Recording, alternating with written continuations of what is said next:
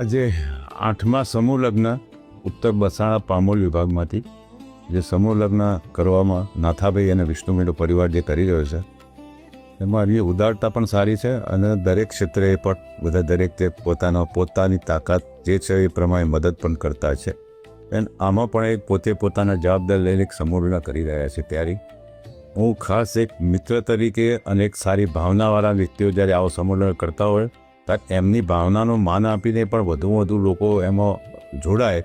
અગાઉના વક્તાઓ પણ અપીલ કરી દે છે પણ વધુ જોડાય અને આની અંદર જોડાવાથી ઘણો લાભ થતો હોય છે. તમારે વ્યક્તિગત ત્યારે સમૂહ લગ્ન કરતા હોય વ્યક્તિગત ઘરે લગ્ન કરતા હોય અને સમૂહ લગ્ન ફેર એટલો હોય છે કે સમૂહ લગ્ન અમારે જેવા ઘણા લોકો ત્યાં આશીર્વાદ આપવા આવી શકતા હોય છે, વ્યક્તિગત ઘરે આવી શકતા નથી. એનો પણ લાભ મળતો હોય છે. સમૂહ વિવાહથી સમગ્ર સમાજ એકતામાં આવી જતો હોય છે. એ નાનો મોટો કોઈ રહેતો નથી, બધા સર્વસંપીને કામ કરતા હોય છે. એટલે સમૂહ વિવાહના કારણે સમાજની અંદર એક આખી ઊંડેથી આખી પ્રગતિ બદલી જતી હોય છે. માટે સમૂહ લગ્ન વધુ જોડાય.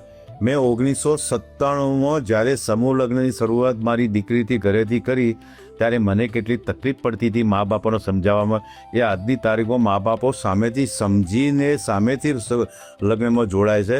એ આપણા માટે બહુ મોટી વાત છે. અને અમે પણ એવું કહીએ છીએ કે ભાઈ સમૂહ લગ્નમાં જોડાવાથી ખર્ચ બચતું હોય છે, બધા એક જ જગ્યાએ ભેગા થાય, અનેક પ્રકારના એની અંદર લાભો થતા હોય છે. દિવસે કદાચ ગામે પર સમૂહ લગ્ન થાય પણ વધુ જો આ સમૂહ લગ્નમાં લોકો જોડાય એવી અમે સૌને અપીલ કરીએ છીએ. એનાથી તમને નોલેજ બી વધશે, કારણ કે ઘરે એકલા સમૂહ લગ્ન કરી અને બધા ભેગા થતા હોય ત્યારે દરેકના જુદા વિચારો હોય, જુદા એ વસ્તુઓ હોય, એ બધી આપણને જાણવા મળે.